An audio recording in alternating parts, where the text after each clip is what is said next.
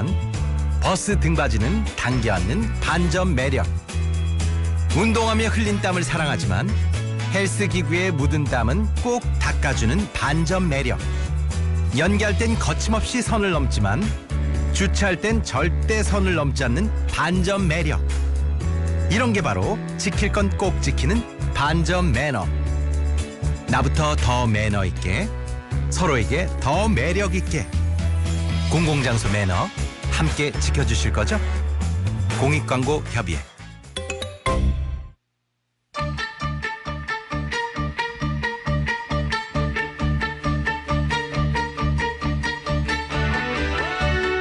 전경윤의 뉴스 이노베이션.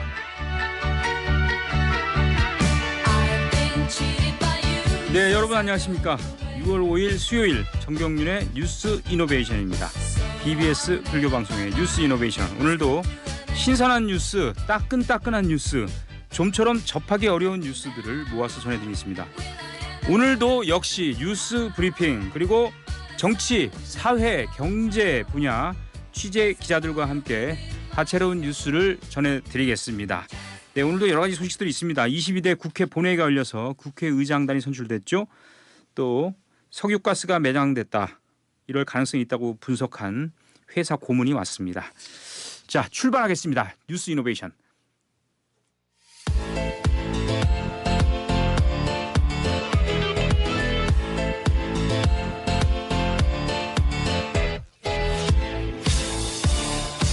네, 뉴스 이노베이션 뉴스 브리핑 시간입니다. 홍진호 기자 나와 있습니다. 홍진호 기자. 예, 안녕하세요. 예.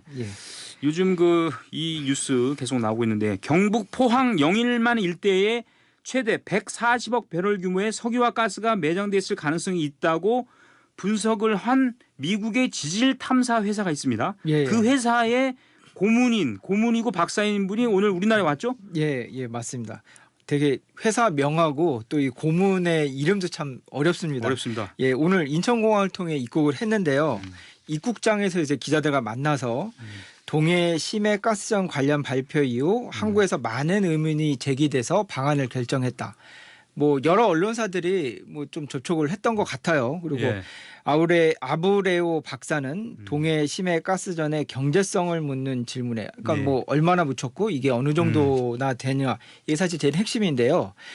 뭐 경제성이 있냐 질문에 그렇다고 말했지만 한국 석유공사와의 비밀 유지 협약 때문에 자세히 말할 수는 없다, 이렇게 말을 그렇습니까? 아꼈습니다. 예. 지금 이제 곧 기자회견 열어서 이제 또 예. 설명한다 그러죠? 예. 우리나라 SNS 등에서는 이 액트지오 회사 이름인데 예. 그 신뢰도에 대한 의문을 제기하고 회사를 가봤더니 뭐 직원이 몇 명 안 되더라 뭐 이런 얘기가 있던데. 예, 맞습니다. 그래서 예. 입국장에서도 이 부분을 예. 질문을 했고 답변을 했습니다. 그러니까 이쪽 업계에서 뭐 높은 인지도를 가지고 있고요. 뭐 고객사로는 엑소모빌 같은 뭐 거대 기업과 뭐 중국 해양석유 등도 고객사로 두고 있다고 설명했습니다. 네. 그러면서 이제 덧붙인 말이 전 세계 심해 저류충 탐사에 특화된 니치 틈새 시장 회사라면서요. 전통적인 컨설팅 회사와 비교하면 규모는 조금 작다고 말했습니다. 예. 그러면서 사업 전략은 작고 민첩하게 움직이는 것이라며 건물을 소유하거나 여러 명의 부사장을 두는 방식이 아니라 수평적 구조에서 일한다고 그렇게 부연했습니다. 예. 직원이 적다고 이상한 회사다 이렇게 할 수는 없어요, 물론. 예. 자, 시추 그렇죠. 작업을 해서 이제 확인할 텐데 성공 확률이 20%라 그러는데 이게 이제 꽤 높다고 하네요. 또 이 성공 확률이 시추 성공 확률 20%면 높은 편이다 이런 얘기도 있어요. 예, 지켜봐야 될 것 같습니다. 지켜보죠. 예, 주가도 좀 들썩날썩하고 뭐 있습니다. 동해 앞바다 가서 지켜보든 하여튼 지켜보겠습니다. 자, 의정 갈등이 지속되고 있는데 전공의 의대 학생 의사교수단체가 뭐 손해배상 청구할 예정입니까? 예, 의료계는요, 뭐 대통령 또 국무총리, 보건복지부 장관 등과 대한민국을 대상으로 1,000억 원 이상의 손해배상을 청구하겠다고 밝혔습니다. 예. 의대 증원 집행정지 신청 등에서 이제 의료계를 대리해온 이병철 변호사가 오늘 이렇게 밝혔는데요. 네.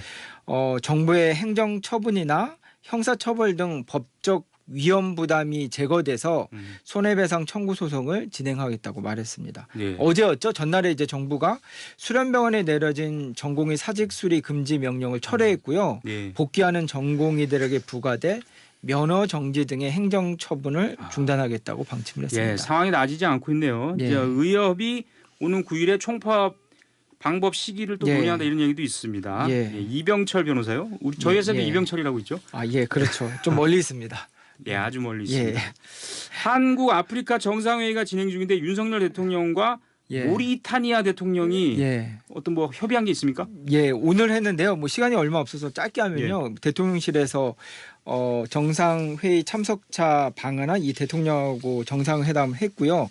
아프리카 쪽은 뭐 수산하고 광물 자원 등이 풍부하고 뭐 젊은이 구도가 굉장히 많다고 하거든요. 또 우리나라는 우수한 기술력을 갖고 있기 때문에 시너지 효과를 낼 수 있다 이렇게 보고 있습니다. 알겠습니다. 더 예. 이상 뭐 예. 나올 얘기도 없는 것 같아요.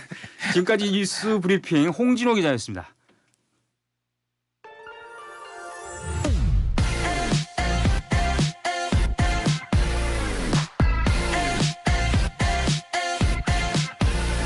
거울 속에 내 표정 봐봐 네, 이어서 뉴스 이노베이션 슬기로운 여의도 생활 순서입니다. 이현석 기자가 나와 있습니다.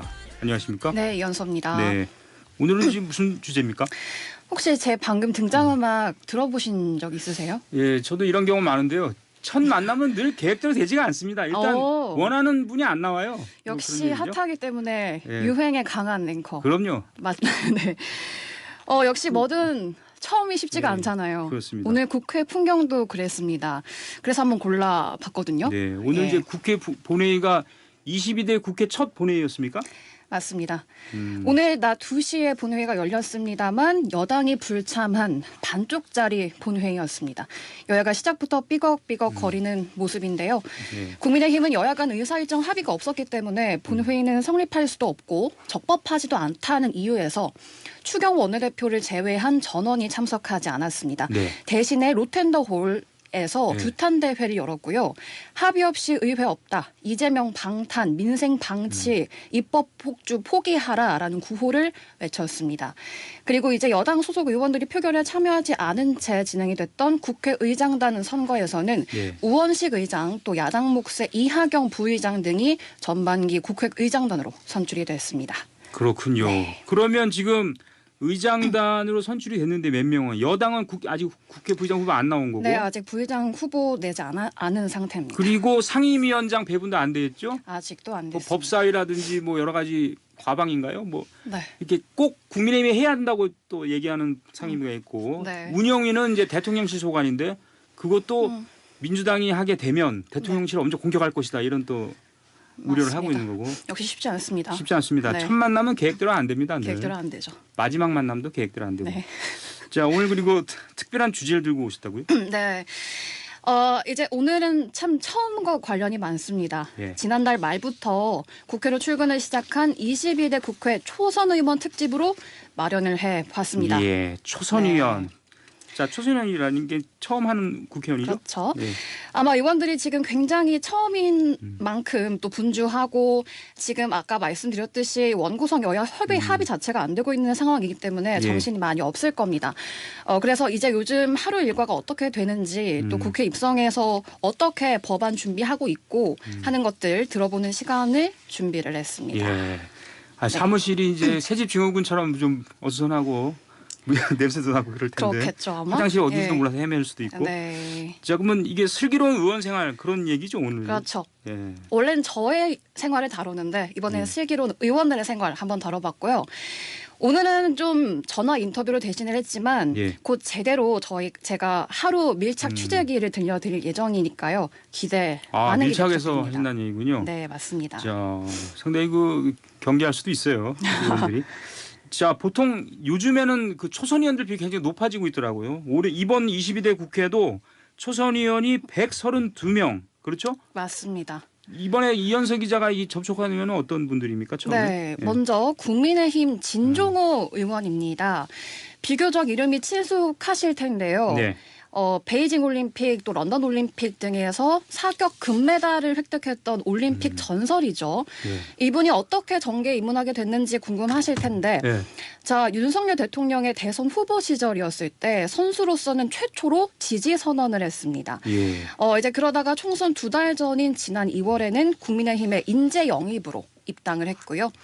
국민의힘의 위성정당인 국민의미래 비례 4번으로 최종 당선이 됐습니다. 이번에는 당 원내 부대표로 임명이 되기도 했고요. 예, 그러니까 이제 국가대표 사격 선수 그 의원실에 그 권총이 있겠군요.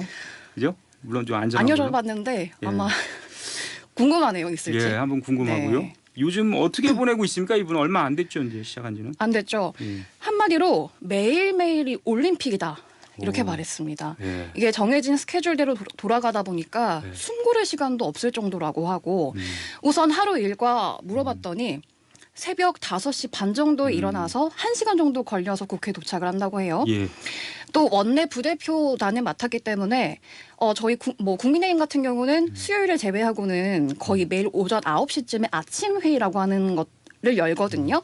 이 회의에 항상 참석을 하고 또 원내 부대표단 회의도 별도로 참석을 합니다. 예. 예.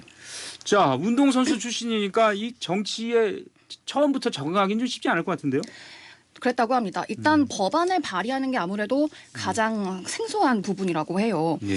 특히 이제 보좌진들 또 비서관들을 책임지고 나가야 하는 그런 어떤 막중한 책임감이 있고 그렇기 때문에 행동 하나하나가 조심스럽다라고 말을 했고요. 예. 또 함께 뭔가를 꾸려 나가야 하는 상황으로 바뀐 것 같다 이렇게 설명을 하더라고요. 설명을 자세히 했군요.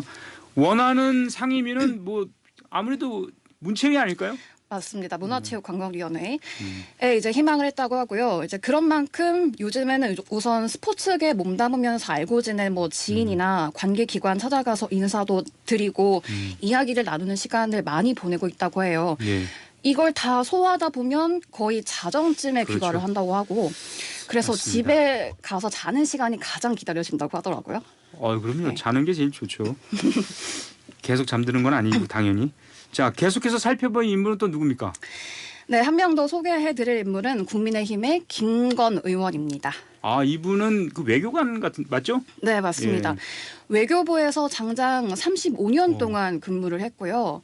윤석열 정부 초대 한반도 평화교섭본부장, 북핵 협상과장, 또 북핵 외교기획 단장을 맡게 됐습니다. 네.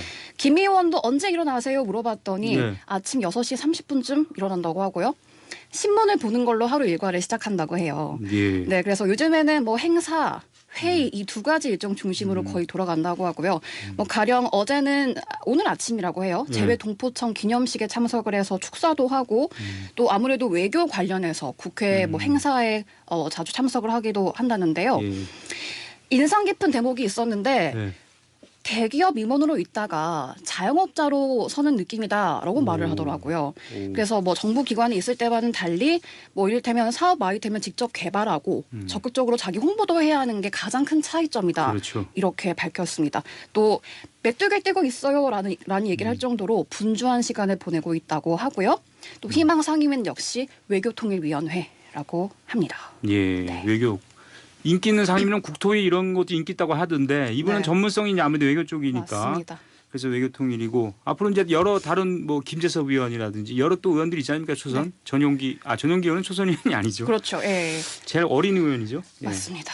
90년대생이죠. 알겠습니다. 제가 아는 의원은 그 매일매일 일어나서 놀이터 간다는 기분으로 국회 간다 이렇게 얘기하는 분 있다. 상당히 그러니까 즐기고 놀러 간다는 있군요. 기분으로 가면 또 상당히 또 재미있게 할 수 있다는 그렇죠. 얘기죠. 예. 네, 지금까지 슬기로운 여의도 생활 이연소 기자였습니다. 수고했습니다. 네, 감사합니다.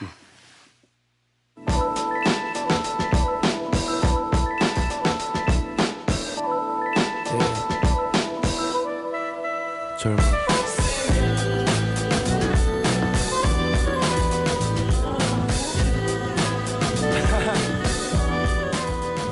예. 자, 이어서 그 법조 얘기를 좀 다뤄보는 시간이죠. 서초동 언박싱 순서입니다. 자, 오늘도 법조를 출입하는 배재수 기자가 나와 있습니다. 안녕하십니까? 안녕하십니까? 예, 서초동 언박싱 오늘 그 두 가지 주제죠. 첫 번째 주제가 뭡니까? 네, 첫 번째 주제는 세기의 이혼입니다.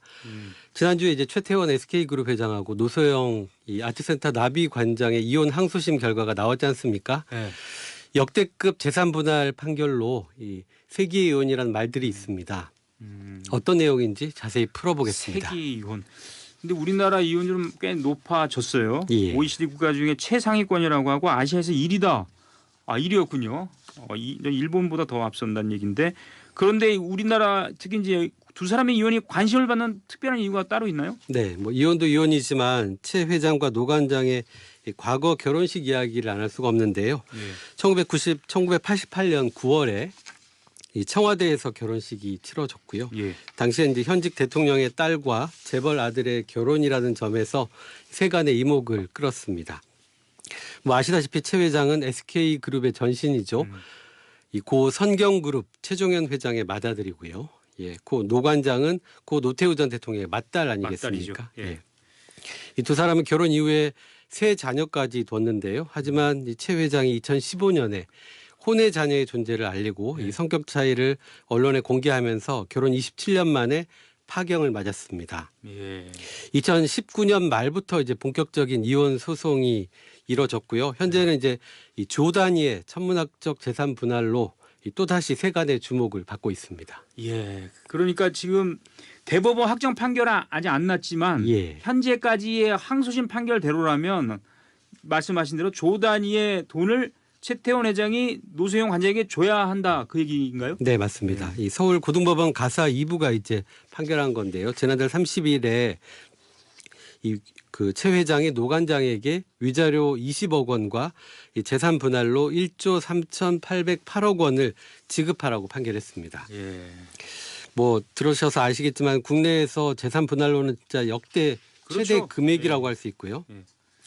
특히 이제 재작년 12월에 1심 재판부가 위자료 1억 원과 재산 분할 665억 원을 지급하라고 판결한 것과 비교해 볼 때 정말 액수가 크게 늘었습니다. 지금 노소영 관장이 기존의 재산도 굉장히 많은데 또 이렇게 재산 분할이 되는군요. 예. 그러면 1심 판결하고 이번 항소심 판결의 차이점이 있습니까? 네, 1심에서는 이제 최 회장의 SK 그 보유 주식을 재산 분할 대상에서 제외했었는데요. 예. 항소심에서는 이걸 이제 넣었다는 게 큰 차이고요.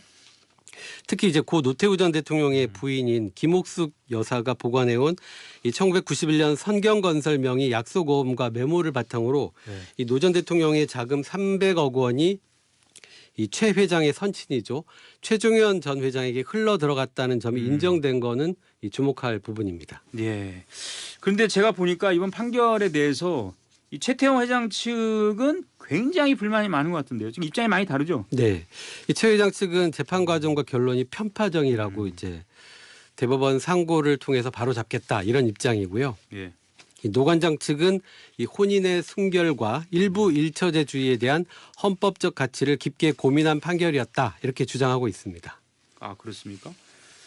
자, 그렇다면 이제 이 어쨌든 최 회장과 이 두 사람의 이혼에 따라서 후폭풍이 많아요. 지금 네. 기업 지배 구조라든지 후계 구조라든지 여러 가지 지금 앞으로 예상되는 파장이 만만치가 않은 것 같네요. 그렇죠. 이게 조 단위의 네. 돈을 이제 지불을 해야 되니까 뭐 그 지분을 회사 지분을 매각해야 되는 거 아니냐. 그래서 이제 예. 기업 지배 구조에 변화가 생기지 않겠느냐 이런 예. 추측들이 있는데요. 예.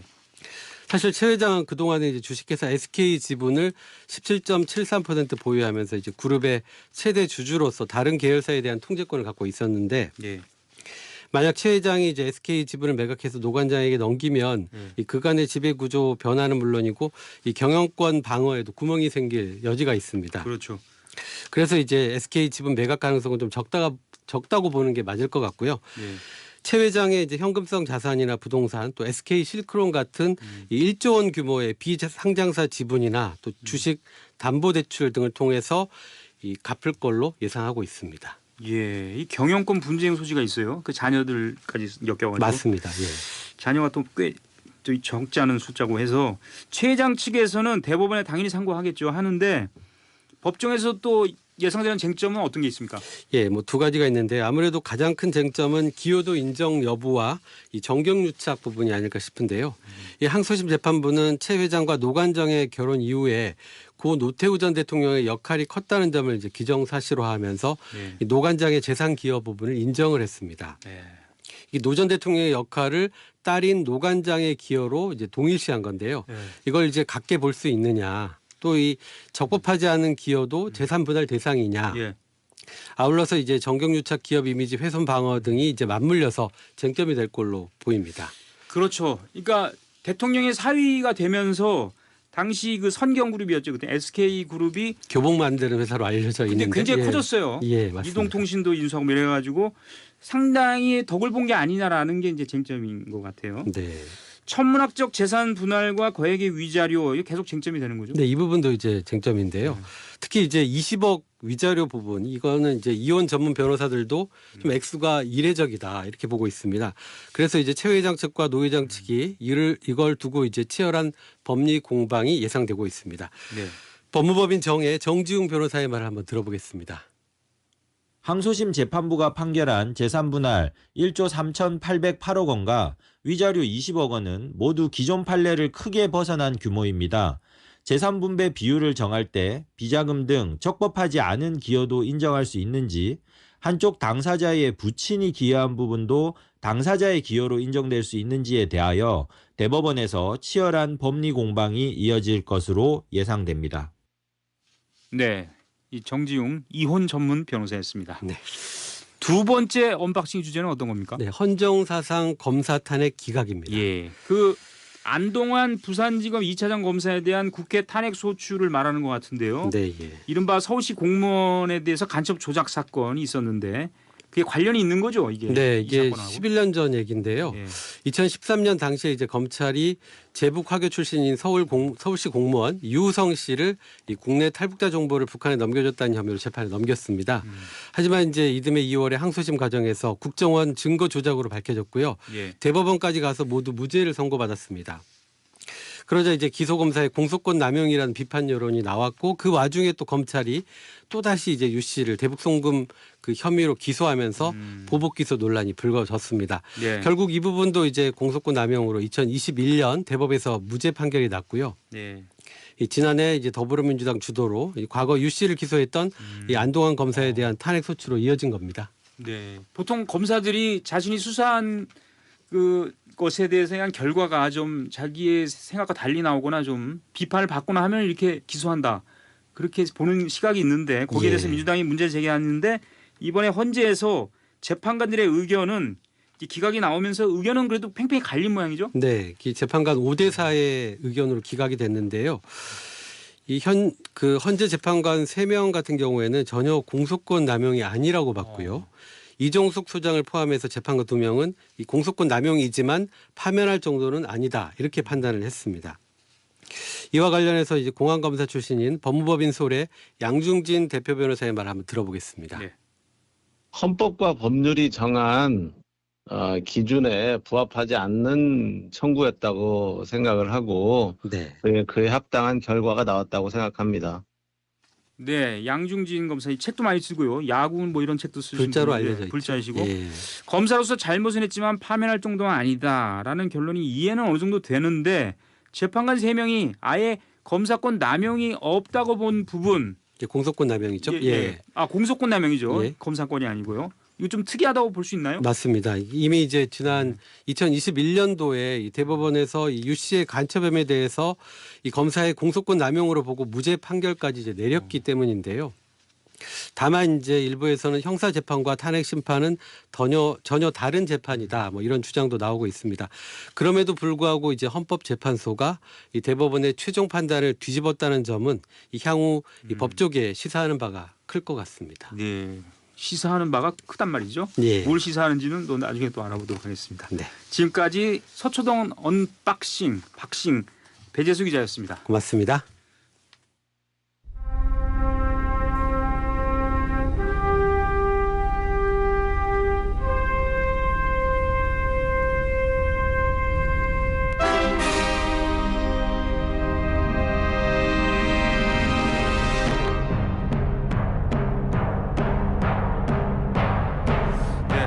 뉴스 이노베이션 이제 경제 분야를 좀 이제 다뤄보겠습니다. 경제 오디세이 박원식 기자와 함께 알아보겠습니다.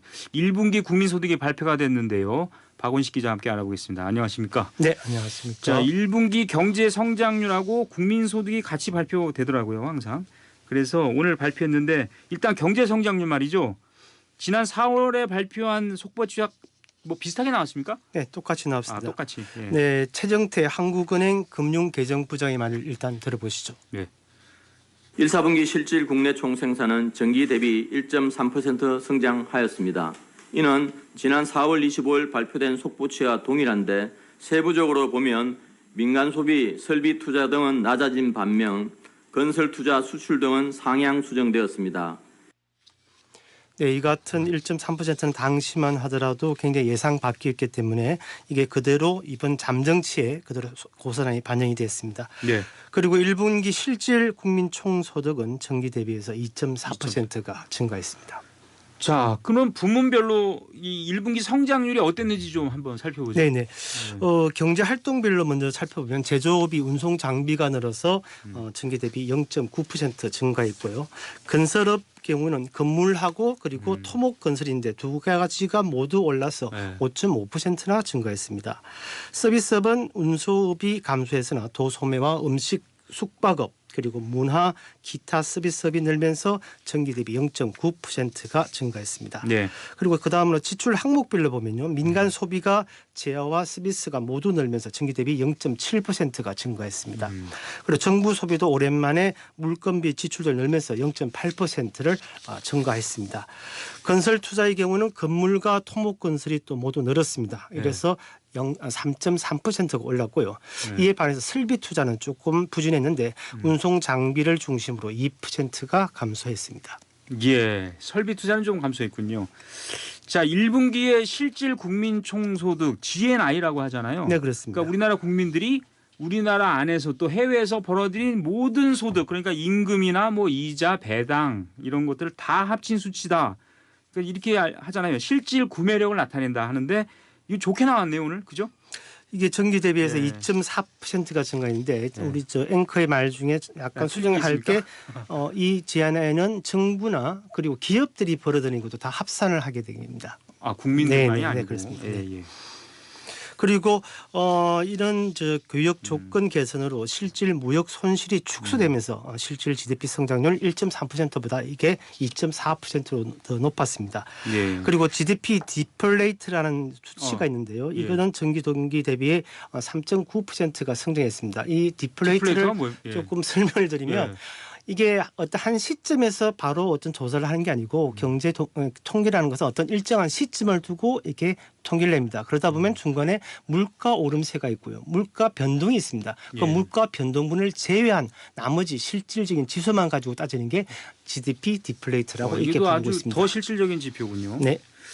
자, 이건 저도 궁금한데요. 한국은행이 국민 계정 통계 기준 연도를 변경을 했는데 2015년에서 2020년으로 변경했잖아요. 네, 그렇습니다. 이게 무슨 말입니까? 왜 변경인지도 궁금하고요. 우리가 흔히 하는 말로 전기 대비 혹은 뭐 기준 수치를 100을 기준해서 보통 이렇게 하는데 100보다 높으면 뭐 나아졌다. 100보다 낮으면 좀 안 좋아졌다. 이런 평가를 내릴 때 있어서 그 기준점이라는 게 있습니다. 근데 그동안 우리가 현재 나오는 그 통계들은 2015년이 기준이었습니다. 거기가 100이었어요? 그럼? 네, 2015가 100을 기준하면 지금 그 기준선을 이제는 2020년에도 이렇게 바꾼 겁니다. 그래서 모든 게 이제 2020년 앞으로 나온 통계는 그렇게 될 것 같고요.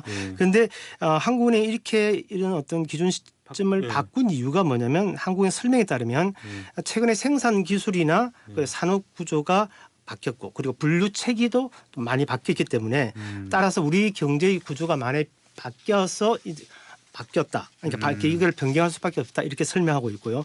특히 그동안 비공식 부분 그리고 자료 수집 어려움으로 누락됐던 생산 부분까지 조사 대상으로 넓혔습니다. 그래서 통계의 정확도와 신뢰도가 높아질 것이라고 한국은행 강조했는데요. 한국은행 특히 이 같은 거는 국제사회 통계 개선 흐름에도 부응한다. 이렇게 덧붙였습니다. 근데 결과적으로 이렇게 바꾸다 보니까 이게 좀 좋아졌어요, 수치가? 네, 많이 좋아졌습니다. 네, 그러니까. 무엇보다 1인당 국민 총소득 변화가 좀 눈에 띄는데요. 네, 국민 총소득. 네. 그 이번 기준 연도 변경에 따라서 2020년의 경우 1인당 국민 총소득은 33,900 1,929달러가 됐는데요. 예. 변경 전에는 어떻게 됐냐면은 32,004달러였습니다. 아. 즉 1,925달러가 증가한 것입니다. 예. 그리고 그러다 보니까 1인당 우리 국민 총소득이 3만 달러라고 말하지 않습니까? 그렇죠. 보통 지금까지는 2017년부터 우리가 국민 소득 3만 달러 시대에 진입했는데 이 시기도 2014년으로 앞당겨졌습니다. 예. 그리고 2001년에서 지난해까지 실질 GDP 연 평균 성장률도 지금까지는 3.5%였는데 앞으로 3.6%가 됨으로써 0.1% 포인트가 상향됐습니다. 예, 좋아졌어요. 어쨌든 이게 기준이 바뀌면서 그래서 여전히 이제 1인당 국민 소득은 3만 달러대다 이렇게 얘기하면 되겠군요, 이제. 여전히 그렇습니다. 예, 여전히. 그 국민 소득의 제가 조금 전에 말씀드렸습니다만 한 나라 안에서 있는 가계, 기업, 정부 등의 모든 경제 주체가 일정 기간에 생산한 재화 용역의 예. 가치를 합해 단위로 평가합니다. 그것을 합산한 건데 이거 흔히 또 국민 총소득이라고 많이 부르기도 했습니다. 그러니까 앞서 전해드린 것처럼 기준연도 변경에 따라서 우리나라 국민 총소득은 지난 2014년에 이미 이제 3만 달러 시대에 진입했고 그 지난해 기준 우리나라의 1인당 국민 총소득은 36,194달러였습니다. 예. 이에 따라서 우리나라의 국민 소득은 지난해 기준으로 할 때 2014년부터 10년째 지금 박스권에 머물러 있다 이렇게 평가할 수 있습니다. 예, 박스권에 머물고 있지만 우리나라의 1인당 GDP가 세계 몇인지 이게 궁금하네요. 엄격하게 이게 3만 제가 조금 전에 말씀드렸다시피 그러니까 3만 달러를 기준으로 하면 36,194달러를 기준으로 할 때는 세계 35위입니다. 35위인데 다만 지금 많은 정부나 한국에서 발표하고 있는 자료에 따르면 인구 5천만 명 이상일 경우 그렇게 됩니다. 인구 5천만 명 이상일 경우에는 우리가 세계 6위로 이렇게 평가되고 있습니다. 많이 올라가네요. 네네. 참고로 말씀드리면 지금 국민소득 1위가 어디냐면은 룩셈부르크인데 13만 5천 달러입니다. 그리고 2위는 아일랜드인데 11만 2천 달러, 3위는 스위스인데 10만 3천 달러. 이들 나라의 특징이 인구수가 적습니다. 적다 보니까 미국의 경우가 조금 예외적으로 국민소득이 8만 달러를 넘어서고 있고요. 전 세계적으로 보면 저희보다 많은 4만 달러 이상인 곳이 26개에 이릅니다. 프랑스나 뉴질랜드, 영국 이게 있고요. 그러니까 우리가 비교를 많이 하고 있는 일본과는 어떡하냐, 대만과 어떡하냐 이런 말인데 현재 한국은행은 이것보다 우리가 대만과 일본을 더 앞지를 것이다 이렇게 예상하고 있는데요. 최정태 국민개정부장의 말을 한번 들어보시죠.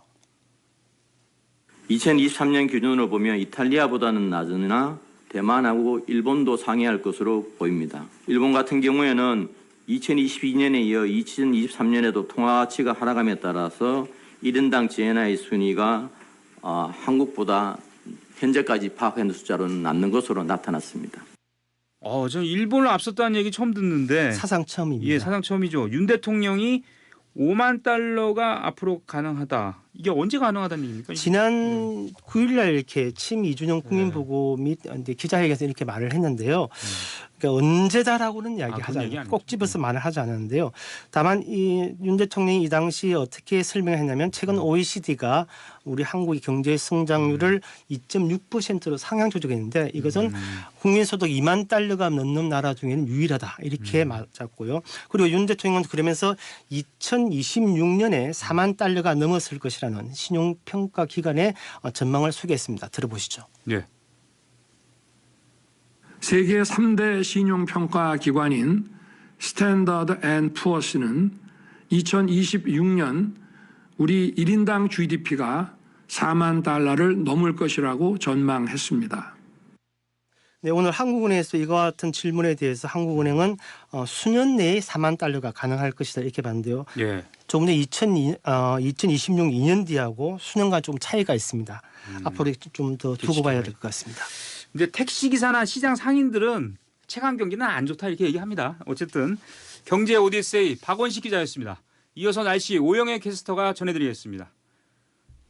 내일도 전국 대체로 맑겠고요. 소나기 지나는 곳이 있겠습니다. 제주도는 오전부터 오후 사이, 강원 내륙과 전라권은 오후부터 저녁 사이 소나기가 내리겠습니다. 소나기 지날 때 대기 불안정이 강해지면서 벼락이 치는 곳도 있어 안전사고에 유의를 하셔야겠습니다. 내일 아침 기온 오늘과 비슷하거나 조금 더 올라서 대구 16도, 서울 청주 19도에서 시작을 하겠고요. 낮 기온도 오늘과 비슷해 서울과 춘천 30도, 대전 29도, 전주와 대구 28도 등 22도에서 30도 분포가 되겠습니다. 내일도 중부 내륙과 경북권 내륙 지역을 중심으로 낮 기온이 30도 내외로 올라 덥겠습니다. 오늘 밤부터 내일 오전 사이 중부 서해안으로는 가시거리 200m 미만의 짙은 안개가 예상됩니다. 운전하실 때 안개 구간 속도 늦춰서 안전하게 지나셔야겠고요. 내일도 볕이 뜨거워서 자외선이 강하고 또 오후에는 대부분 지역에 오존 농도가 높겠습니다. 날씨였습니다. 식품의약품안전처장 오유경입니다. 어느새 마약은 우리 일상의 안전을 위협하고 있습니다. 마약류에 대한 고민, 이제 1342가 함께합니다.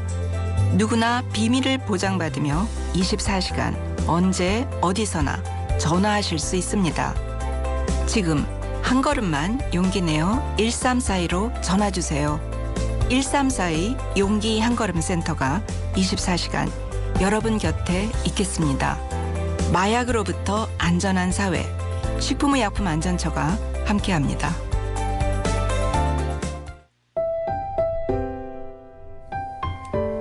기후환경 위기극복 불자행동 마음청정 지구청정 캠페인. 부처님께서는 모든 생명이 존귀하다 하셨습니다. 고통받는 지구를 구하는 세 번째 실천, 살림. 모든 생명을 살리고 보호하는 이 시대 방생을 실천하겠습니다. 사찰을 중심으로 나무를 심고 숲을 가꾸며 풍요로운 자연을 만들겠습니다. 우리 땅 지역 농산물을 애용하며 우리의 농업을 지키겠습니다. 무분별한 개발보다 생태계 보존에 앞장서겠습니다.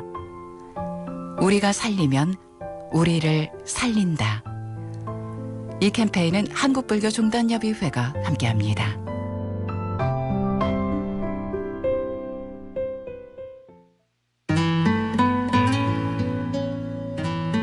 안녕하세요. 대한불교조계종 승려복지회입니다. 승보 공양은 무량한 복전이며 스님들을 모시는 불자들의 진정한 자비 실천으로 스님들의 수행과 전법 활동에 큰 도움을 드릴 수 있습니다. 승보 공양 동참은 한 통화에 5,000원 후원으로